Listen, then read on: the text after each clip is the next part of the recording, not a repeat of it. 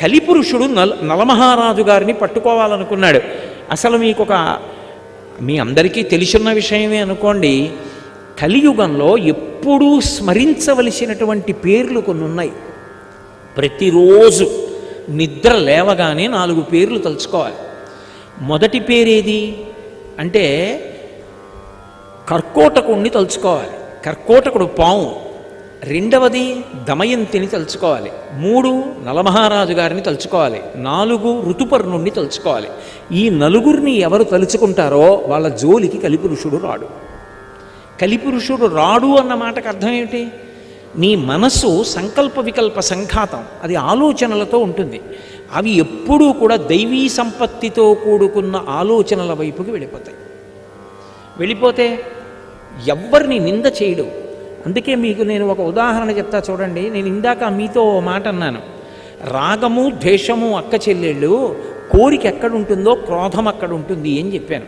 నాకు కోరిక ఉందనుకోండి, ఆ కోరిక తీరలేదనుకోండి, వెంటనే నేనేం చేస్తాను? నా కోరిక తీరకపోవడానికి వీడు కారకుడని ఎవడో ఒకడిని నేరస్తుణ్ణి చేసే ప్రయత్నం చేస్తాను.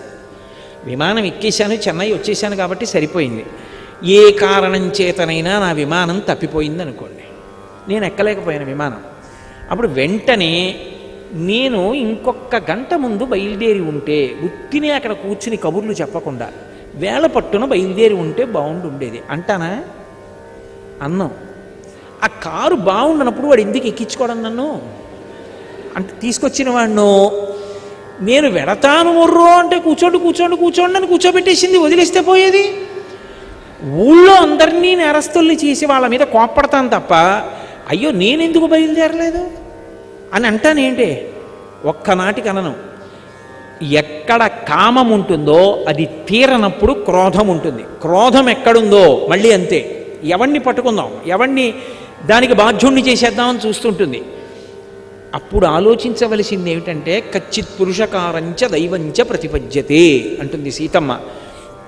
నేను ఒక పని చేశాను, ఈశ్వరానుగ్రహం తోడు కాలేదంటే ఏదో కారణం ఉంది, నా ఎందేదో దోషం ఉంది, నేను దిద్దుకోవలసింది ఉంది అని తన వైపు నుండి ఆలోచించాడు. ఎవరి మీద కోప్పడతాడు?